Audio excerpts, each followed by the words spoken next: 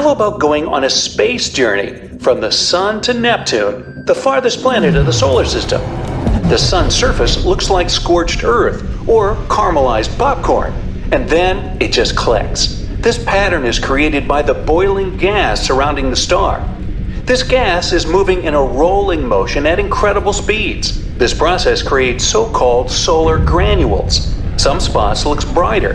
That's where scorching hot solar material has risen closer to the surface.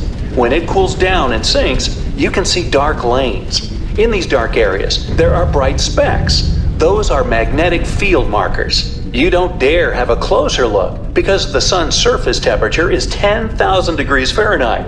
Woo, it's getting too hot. Time to move further. Mercury. That's the first planet on our way.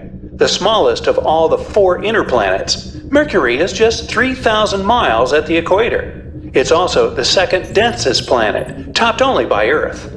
Mercury has a massive metallic core. It takes up almost 85% of the planet's volume. Its core contains more iron than any other planet of the solar system.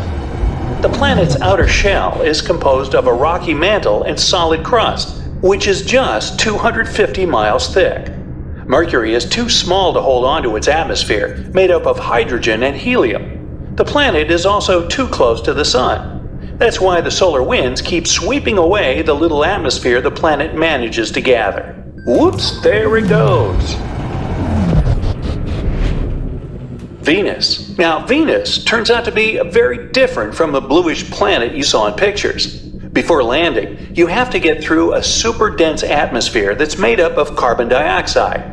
Soon, you realize the planet's surface is actually reddish brown. It's a dry and hot place, with a pressure 90 times greater than that on Earth. The planet's dense atmosphere creates a greenhouse effect similar to that on Earth. It traps heat, and temperatures on Venus rise up to 880 degrees. That's hot enough to melt lead. That's why it's unwise to stay on the planet for too long.